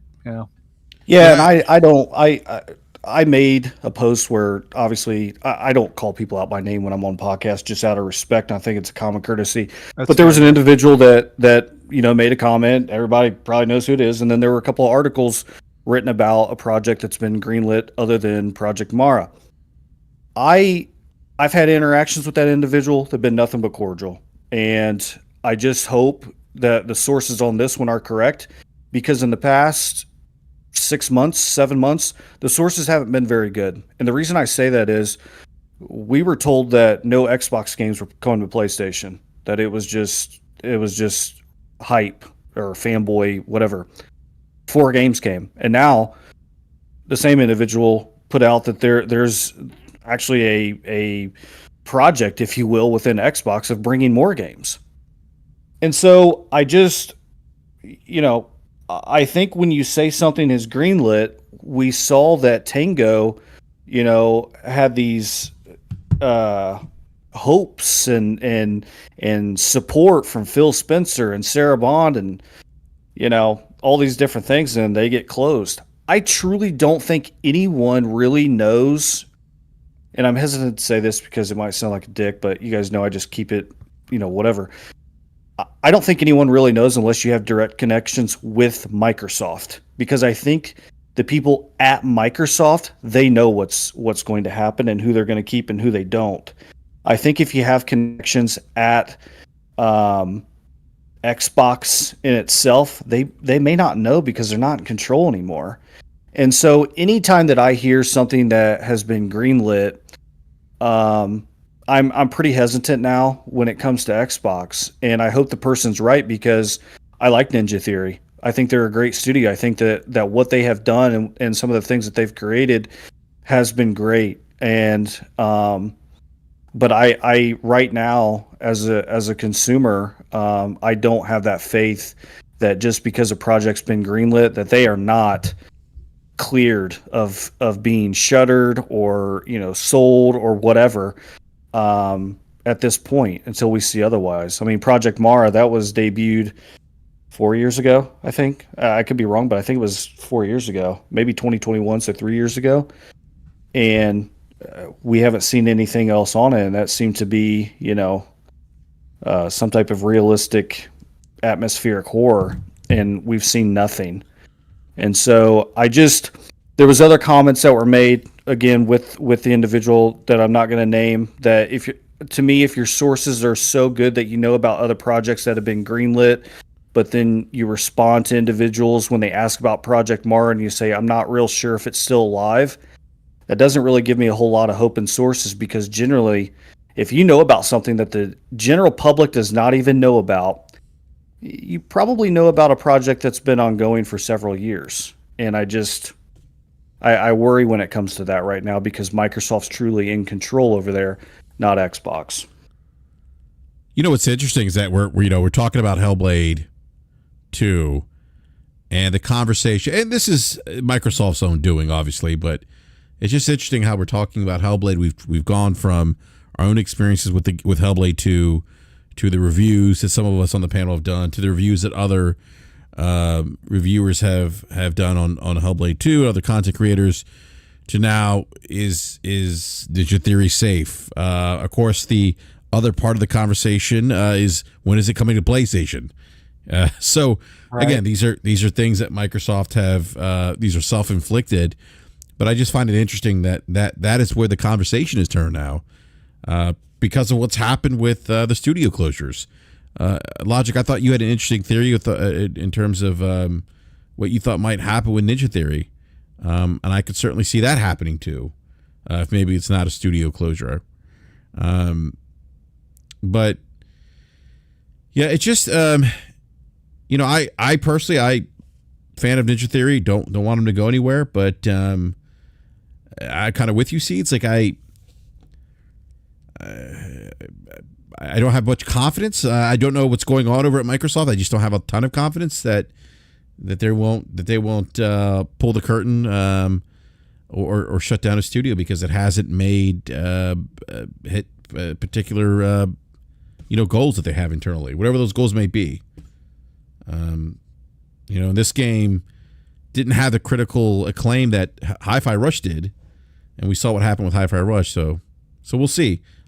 We'll see what happens. I made a video about this tweet. I can't remember who said it, but it was in my video a couple days ago called like Xbox's next failure. And I think it was the developer who did Bloodborne PSX. And she said, like, we're at this point where like we can't help but speculate about how long an Xbox studio is going to exist. Like, it's hard not to beat Hellblade and watch those credits and go, how many of these people are still going to be Xbox employees in even 6 months? Because I guess my biggest thing is that I'm annoyed that Phil Spencer and Matt Booty repeatedly claimed on camera, directly talking into the mic, we're not going to close down Arcane. The failure of Redfall does not mean the death of the studio. And then they just shut them down. Like Hi-Fi Rush's success in every metric. We're excited for the future of Tango. And then they shut them down. So I'm at a point where, even though I didn't personally like this, I guess it sucks that with every single game, successful or failure, we have to put it up to the scale. Is this profitable enough to even be allowed to continue? And that sucks, man. Like, the gaming industry in general is thinning out, and we're definitely getting less cool options, less variety, less weirdness. And here's a game that comes along that did try and be, in my opinion, maybe a little bit too weird, but it sucks that it may get, if it gets shut down, I'm afraid it's going to send that klaxon to the rest of the industry. Don't be weird, be normal, only do the normal thing. If it doesn't look like Uncharted or Call of Duty, don't even bother, And the other thing that I would kind of piggyback off there is how we still don't have a clear understanding. BRAP, I think we talked about this maybe a couple weeks ago. We still don't have a clear understanding of how Microsoft and Xbox Game Studios defines success, defines keeping your studio open at Xbox Game Studios. Because by all intents and purposes, like you said, Hi-Fi Rush was a success. It met all and exceeded all the metrics that they had. And I think that when you look at Hellblade 2, I don't see that beating or exceeding what Hi-Fi Rush did, in terms of how many people are going to play it, things like that. I don't think that it's going to exceed that. So I'm still very curious on how they defined success going forward so that these studios can develop games and have that sense of security that they're safe. And I hope at some point, they may not tell it to us, right? Like, we don't work there, so should you tell it to us? But I hope at some point, like, those studios at least have a clear message of, here's how we define your success based off of how many players play on Game Pass or how many people purchase on Steam, whatever the case is. I do hope that they have a clear definition of success, because I think I heard Mag talking earlier. In terms of, like, generating revenue and gaining numbers, Hellblade 2 would be a failure, because it's not going to move the needle in terms of gaining Game Pass subscribers. It's just not. It's more of a niche game that isn't going to speak to a lot of people. And so I'm still interested to see how Phil and that team, or Satya, define success for their developers going forward. Is it Call of Duty numbers? Because if so, like, good luck. Not everyone will be able to hit that. So you have to be able to, and then you have Booty, who's like, we want studios that can develop games that win awards. And then you close down Tango with Hi-Fi Rush. So it's like, I have no idea what defines success over there. And it doesn't seem like the studios know either, which is a huge problem. So I'm curious what you guys think about that. Like, if you were working for a corporation and they don't define what your success is, how do you continue to make that art, if you will, if you don't know what your goals are, right? Like, is your goal just to make a game and then that's it? I'm interested to see what you guys think about that, of really not knowing if you're successful or not. Yeah, I mean, I feel like that's the biggest thing, is I feel so bad for the developers, because I have had a chance to, I have been in public settings and at conventions and stuff, and had sometimes very big name developers pull me aside and talk to me, and sometimes sit down at a bar and just have a long drink and a talk. And a lot of times they say, very favorable things about Xbox. They're very hands off. They're very chill. It's very easy to work with them. But something they always say is like, I have no idea if we're going to exist. Everything's great right now. We're working on big secret projects we can't talk about. The future looks bright, but a lot of them are like, I sure hope these games get released. Something that people don't realize is that when Microsoft or Sony or anybody, when these studios get these super sudden shutdowns, all the assets, all the work, all the stuff you've been doing is NDA'd out the wazoo. You legally can't show anybody anything. So a lot of these studios that get shut down, you end up not having a resume. You can't have a portfolio to even shop around to your next job, because like all the people working on Scalebound, those people, when that game got shut down, what do you get? You can't show people your concept art or backgrounds or all the rigging you did, because it's so top secret. I think this industry, in a way, needs to get more transparent. We need to find a way for Microsoft or Matt Booty or Phil Spencer, somebody has to find a way to explain to developers what success is, what failure is, and make it not seem so zero sum of you either win or you're out of a job and maybe out of the industry. Also, I'm going to bounce. I'm starving and I got to go eat. No worries, you guys. I was just thinking, I was like, don't you have somewhere to go? Yeah, I was like, I'm going to last an hour, but you guys have been such fun conversation. I stuck around longer. Game Logic, by the way, I've seen some of your tweets. You do really, really good reporting and metrics and breakdowns. And I've even read a couple of your tweets and videos and stuff, but I just wanted to commend you specifically. I've seen your stuff and I don't follow you on Twitter. I'm going to remedy that tonight. But you guys have a good one, all right? Absolutely, man. All right, thank you, Dreamcast guy. I appreciate it. All right, Logic, we had this conversation about KPIs, I think, last week on the BRAP rant, and it kind of like working in this environment where maybe you don't know what defines success. I get logic. I'm giving the benefit of the doubt. There's got to be something there that gives them an idea of what defines success at a very, I guess, basic level, right? And maybe I'm giving them too much credit, but I can't imagine. And again, I know there's I know Jez had reported that there's some developers that felt like they didn't know what defined success in Game Pass. They felt like they were flying blindly. That's a problem. But do you have any thoughts on that logic in terms of KPIs and internally at Microsoft with some of their games? Yeah. I mean, I'll answer that question maybe a couple of different ways, and then I want to do a quick step aside to try and head off some conspiracy theory and FUD that's going to start here in the next 24 hours. Yeah. I mean, so part of my answer to your question is kind of what I said, I think last week or the week before, right? Which is just that, look, I came up through the engineering ranks. As an engineer, what happens when there's uncertainty, right? Fear, unknowing, whatever, and you're unclear what defines success, not only at the team, like, because if it doesn't define, if success isn't defined at the team level, then you would logically go down the path that means that it's difficult to define it for the individual employee, right? And so even when you're a direct contributor and you're not a lead, then the totality of your employment world and your vision is just kind of like what you do to contribute and how what you contribute is valued.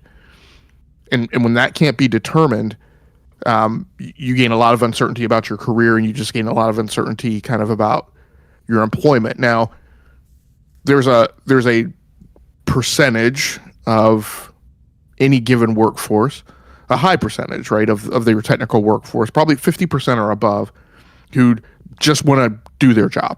They're not worried about whether or not they're going to get picked up to be like in the succession plan, or the next heir to the throne, or whether or not they're going to move up the ranks and eventually become a director. They are essentially predominantly living their lives doing their job. Now I'll put that in the career bucket. Now we have some generationalism going on now, where particularly amongst millennials, they're highly wrapped around the axle about how much they're paid. And I say that everybody's wrapped around the axle about how much they're paid, but they're often wrapped around the axle about how much they're paid, decoupled from a degree of self-awareness of their value to the company, right, or their performance. I won $100,000, and I've only had a year of experience. Right. Yeah, right. Yeah. And not all of them, right, but a certain swath of that demographic. It seems to be incredibly difficult to translate. Look, here's a very simple set of math, right? Yeah. You were on the Washington Commanders. You need to understand that your peer group was relatively a bunch of low performers, right?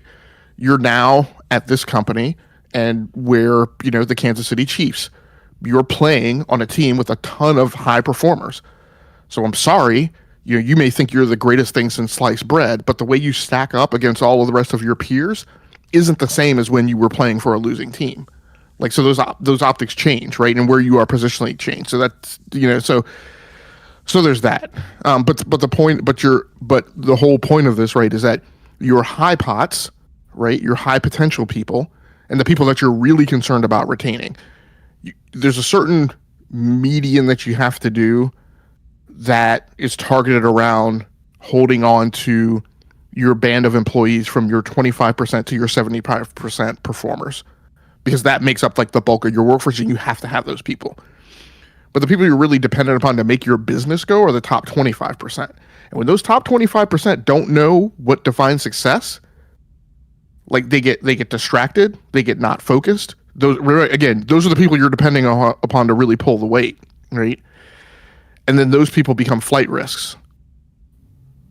So when you can't define success strategically, when you can't define your KPI, and again, this is what we see externally, right? One of my frustrations that I've constantly voiced is that what I would normally think of as the KPI for the Xbox division has constantly moved, multiple times during Phil Spencer's regime.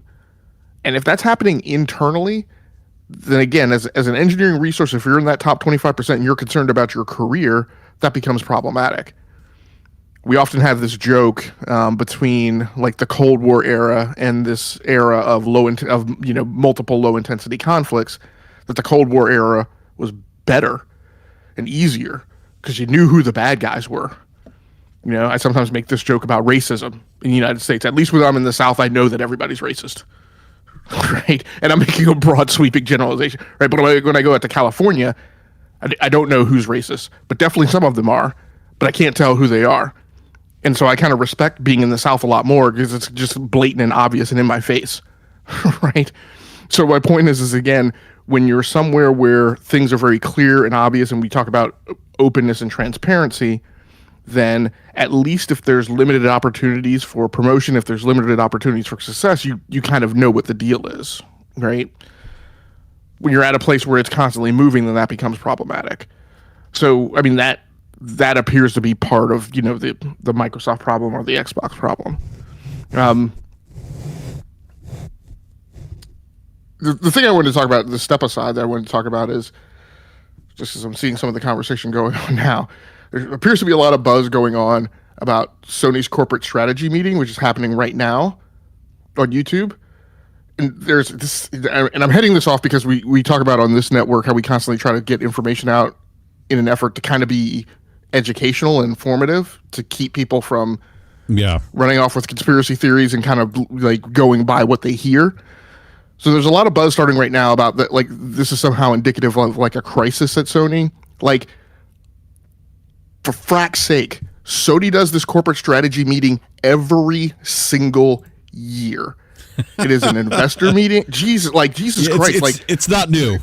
Yeah, exactly. Yeah, there are people running around acting like this is something new, and this no, this is not the Xbox business update, which was an unprecedented event that team has never done before. Came out of nowhere and was a response to crisis. This is a normally scheduled, annually recurring investor relationship meeting that they do every year. It's not always televised and it's not always on YouTube. That's only been going on the last few years. But you can go to their You can go to their investor relationship site and find the PowerPoint deck and the press release showing this thing having been done every single year for at least the last decade.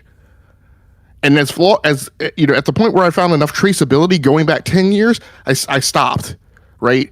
Because that told me that what's going on Twitter right now is just yet again another instance of like just. I won't call it what I think what I want to call it, but again, don't believe everything you hear. Jesus. Yeah. Anyway, I'm sorry. Go ahead. No, I mean it's funny you mentioned that because I did as I was. Posting stuff that we're live on Twitter, I did see some people like kind of making this thing out into something that it's really not. Let me read the tweet. Yeah. Yikes! I've attended these before. So you've attended a normal annual recurring scheduled well in advance investor relationship meeting with investors present in the room that is not anything different from an earnings call. I've attended these before when a company has to hold a don't worry assurance meeting. They're trying to give their investors and customers reasons why to continue to invest, buying, etc. I wish them well, but this isn't inspiring. No, dumbass. Like what happened in February at Xbox, that was a don't worry assurances meeting. Pre-scripted, canned, and put on as a performance. What is going on now is not that. This is a standard recurring investor relationship call. Like this, it's unbelievable. You need to share this. You got to share this tweet, by the way. I haven't seen that. Yeah, I don't know. Is that from is it from a journalist? Is it for? You don't have to say the person's name. I don't call anybody out. But I'm just curious. Is it a journalist or just some random booger eater on Twitter? Just a random fan who claims that he's attended these meetings before. Okay. I mean, this most people should have seen this coming. I mean, you have two guys who are taking over as CEOs of essentially going to oversee two different parts of the PlayStation business. Like I want to hear from them. You should want to hear from them. They're going to speak about some of their vision for what they're doing. I have a video that's going up tomorrow.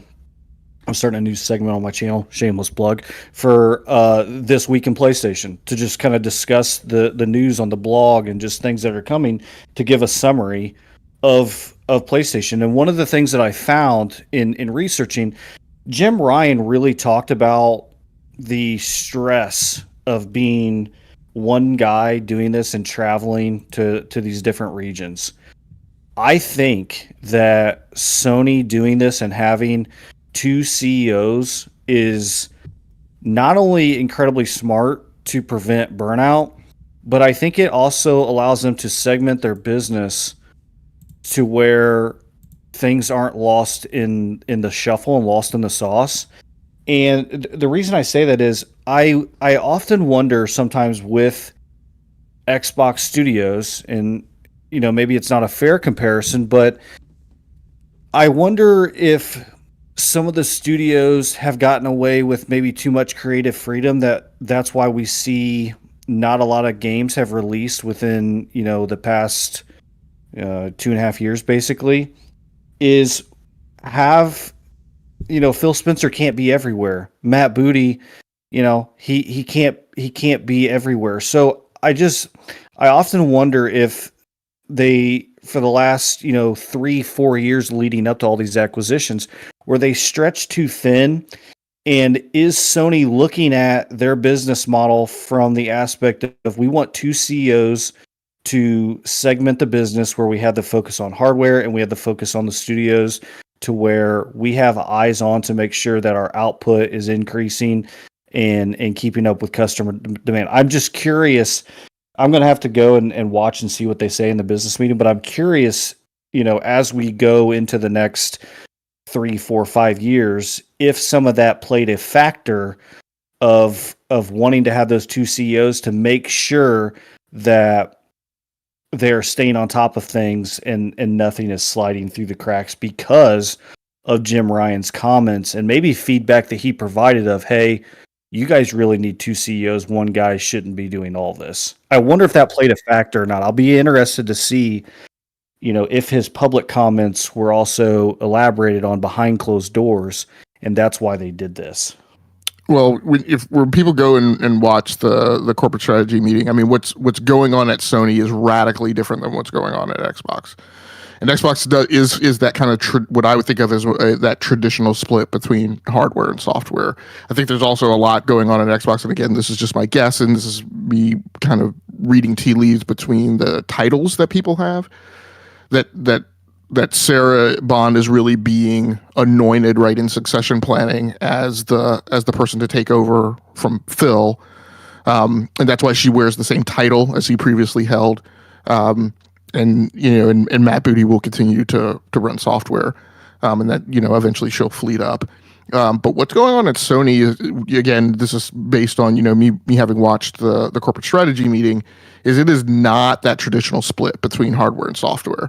And in fact, what it's really orienting around is the fact that there's a big synergy play going on at Sony right now. And admittedly, it will sound a lot like the One Microsoft movement that Satya headed up, which I think, in hindsight, now that we've had several years to kind of see that happen, it definitely, I don't know if it broke down barriers, because I think it did that initially, and then people have slid right back to the kind of, fiefdoms that they have historically lived under at Microsoft.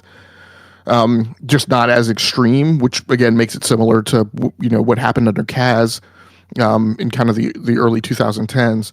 But what's going on at Sony right now is a big synergy play where they are seeing a lot more convergence amongst their IPs, and seeing that the way to strengthen their IPs is to definitely make a big metaverse kind of play, a la Facebook.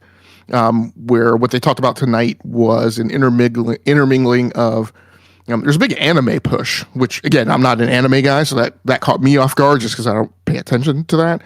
But there's a big anime push. And there was also a lot of discussion about utilization of game engines in movie production. Hey, Logic, real quick on the anime sorry. front. JP Morgan actually asked him about that in particular, that question on anime, which I thought was kind of interesting. So you're right. They talk about anime and using, in the gaming business, using the game engines. But I'm sorry, go ahead. I just thought that was interesting. Yeah. There was a big, and I am a huge Sony camera fan. So my, 2 out of my 3 principal DSLRs and ICL cameras, mirrorless ICL cameras, are Sony, part of the Sony Alpha series. There was a big camera push and a talk about, again, that intermingling of cameras and optics and their CMOS sensors and AI and game engines and all that stuff. There's a big push around this thing called location-based entertainment.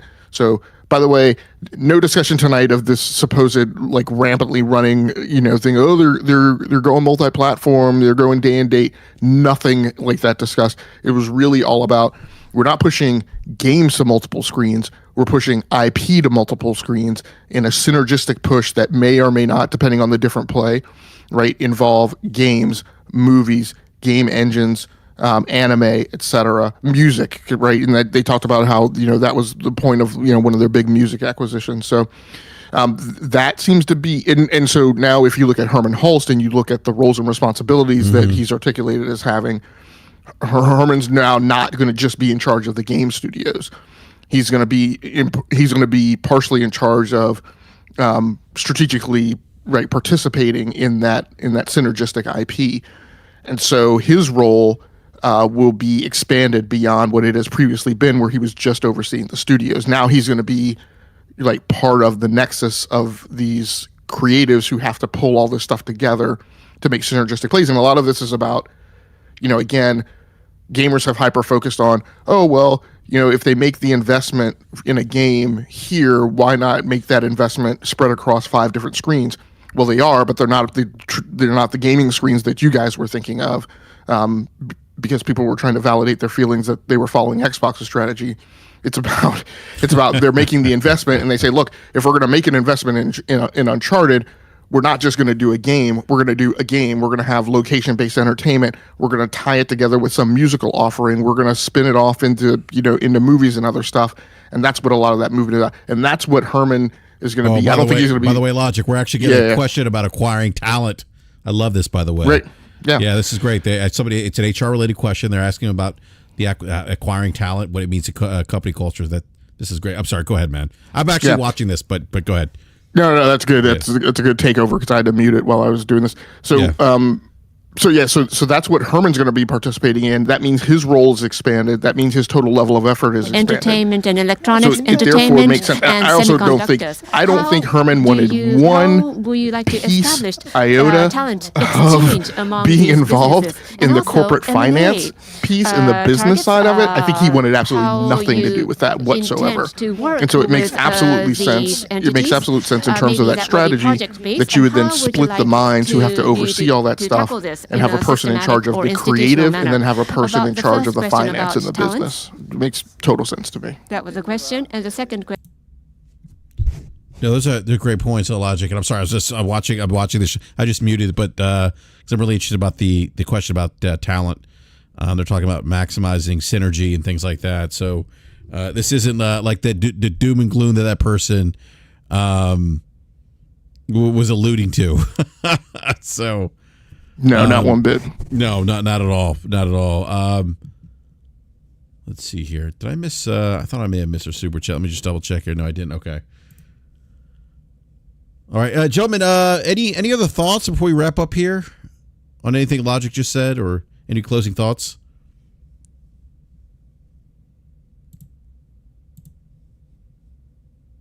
All right, I'll take that as a no. All right, looks like Nate is muted. Did see C's had to drop off, so oh no, Seeds actually did he get booted? Hey Seeds, did you get booted or did you have to leave and come back? I got booted. Oh, I'm sorry about that. Yeah, I was just saying before we wrap up the show here, did you have any thoughts on what Logic was discussing or any other closing thoughts? No, it'll be interesting. I think that showcase time is Sony, in my opinion, needs to show 12 to 15 months out, kind of what's coming. I do think that fans need to set that expectation of seeing 12 to 15 months. If you're going into the showcase wanting to see beyond that, I don't think they're going to do that anymore. I think they're going to show the 12 to 15 months, and that's what they're going to stick with. But I do think they need to bring it and show some games that are coming, whether it's third party exclusive contracts that they've done, like we had with Stellar Blade and Rise of the Ronin, and others. So I'll be interested to see how that goes. I'll be interested. I will be in LA for Summer Game Fest. So I look forward to coming back and kind of talking about some of that stuff and bringing you some stuff I want to have access to be able to go hands on and kind of talk about whenever I get back. So I think it's a good time for gaming. I know there's a lot of discourse around Hellblade 2 and is it good, is it bad? If you like the first one and you want to try it, go try it. If you got Game Pass, go play it. Sorry I was late tonight. I wasn't sure if I'd be able to make it, but it's always good to be able to come in and talk games with you guys, man. I appreciate you allowing me to jump in a little bit late and hang out for a little bit, chat. Always cool to hang out with. So I don't have anything else to add, man. Absolutely, Detective C, man. It was good talking with you. It always is. Yeah, for sure, brother. Yeah, C, so happy you could join, and let everyone know they can find your YouTube content as well. Yeah, it's Detective Seeds on YouTube, Detective Seeds on X as well. I do Platinum Trophy videos. I also do PlayStation News segment. The reason I really started like PlayStation News this week, I got the first episode going up tomorrow, is I didn't really see a lot of channels kind of giving a recap of specific to PlayStation.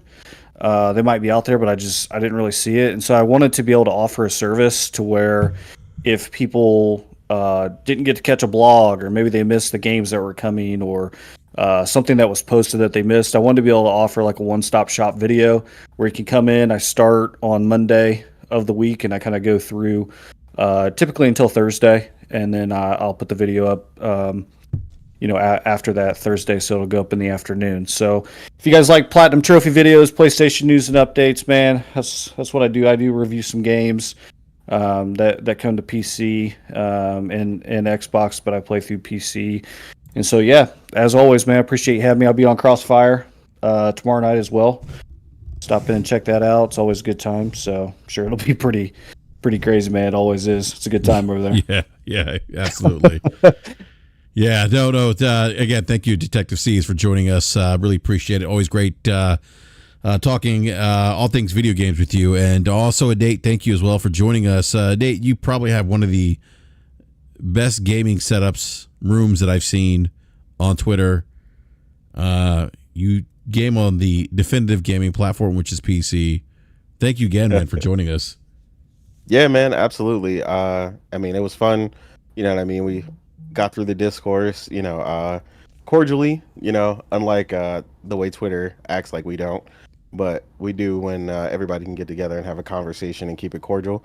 It was good. Like I said, I get to talk to some people who I don't normally talk with. And like, Detective Seed said, despite all the quote unquote negative or whatever from some people, it is absolutely a phenomenal time for gaming, as far as the games released and the things that we have to play. And BRAP, I know you're 100% with that because you are trying to play Eden Chronicles and everything under the sun right now. BRAP's only trying to play AAA games. No, that's actually not true. Because I am playing Eden Chronicles and I'm also playing Hellblade at the moment. Hellblade 2. I don't think that's AAA. Downloading and installing the game doesn't count. Oh my goodness! Man. I do like AAA games. No, same. Like I said, it's a ton of stuff going around, man. Just whatever your flavor, whatever you like. Me in particular, I'm finally getting my fix with a solid RTS game in a while. Most console people won't even really know what that is. It's not really a genre particularly on there. But real-time strategy with Homeworld 3. There's 2 or 3 others coming out this year, so I'm getting some solid hits with that. Given that Blizzard no longer makes StarCraft, honestly, man, it's just a lot of fun to be had. If you guys haven't played it, Stellar Blade is currently my game of the year. I gave it a 9.5. I have the platinum for it, 100%ed it. I mean, the game is just phenomenal, up, down, left, right, and center. With the exception of the platforming, which can be a little wonky sometimes, which is where I deducted points. But that game they really knocked it out the park. Listening to the director talk about the partnership with PlayStation and how they really assisted taking that game to the next level and giving us the current game that we have today, making it a much larger project, and them getting to work with and get the tools and access almost to like a first party developer was phenomenal. I love that kind of stuff. That's what we love to talk about, all of us being into the industry and stuff the way that we are. But yeah, man, ultimately, man, just keep it gaming. There's a lot of people trying to imitate or infiltrate, the gaming space because of all the money to be made and stuff like that. But I mean, it's a lot of people out here that's really just enjoying it. And again, can't nobody stop you from enjoying whatever you want to play. If you want to play My Little Pony Adventure Volume 3, that's not a real game, I don't think. By the way, I'm just joking. But I mean, cool. If that's your game of the year, it's your game of the year. Ain't nobody gonna stop you. But yeah, man, you guys could just find me at @TheRealInnate on Twitter, gaming. Thank you, Nate. And also want to thank Mag, who was with us, Middle Aged Gaming Guy, who was with us earlier tonight, and Dreamcast Guy, who was with us as well. Also want to thank Logic. Logic, I don't know if you want to be found, but if you do, let everyone where they can find you as well. No, I don't want to be found. Fair enough, sir. We've hit peak foolishness again, so no. We have hit. Well, I feel like that's every week, right? But no, this year has been, the first 4 months of this year have been unusual, and yeah, even in comparison to the last 2. Yeah, I'm seeing someone comment on the Sony the Sony strategy meeting that's happening. I'm just a shit take, and that's part of the problem. Twitter cracks me up, bro. Some guys I know. I have a personal policy, just as we're exiting. I have a personal policy. I don't block anybody. Like, you can come on to my post, say whatever you want. I'm not going to block you. And the reason being, Elon Musk, if you have Twitter Blue, which I'll pay a couple bucks a month for, he has this really cool thing. If you drag your nuts across enough people's faces on that app and they come and interact with your tweet, he'll pay you. So I don't block anyone, man. I just let people come, shit talk all they want. But that app, man, oh my gosh, some of the takes on there makes you want to bring some words back that are frowned upon now. Seeds, I often fear for humanity, for the future of humanity. I said this on Twitter this week, that the movie Idiocracy was a comedy. It is now a documentary. For sure. Yeah. So, all right. Well, again, I want to thank everyone in the live chat for hanging out with us this evening. By the way, Mary Wilcox, thank you. She is one of our newer mods. And by the way, Mary does not play. I saw her deleting some commentary in the live chat. So thank you, Mary. And Nate, I should have asked you, but I made you a mod you're as good, well. bro. Yeah. So, I'm literally here every week. I know. Whether I'm on the show or not, so it works fine. Yeah, I was like, you know what? He's here all the time. Let me make him a mod. So, but no, I appreciate that. But no, everyone, thank you so much for hanging out this evening. Really appreciate it. Do me a favor, hit that like button if you haven't done so already. If you're new, subscribe, hit the bell notification so you're alerted when we go live. And I'm not sure if I'll do a BRAP rant this weekend. Got a lot of stuff going on, sports related. But if I do, give me a follow on Twitter or X or whatever it's called these days at BRAP_podcasts. That's where I provide a lot of programming updates to the BRAP podcast. So I'll let everyone know when we're going live there. Or again, you can hit the bell notification, subscribe. Although the bell notification doesn't always work. Thank you, YouTube.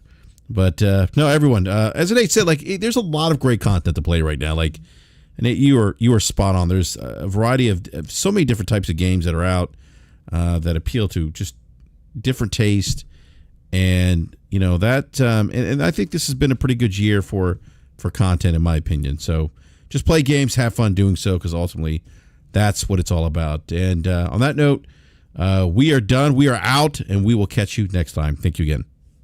Peace.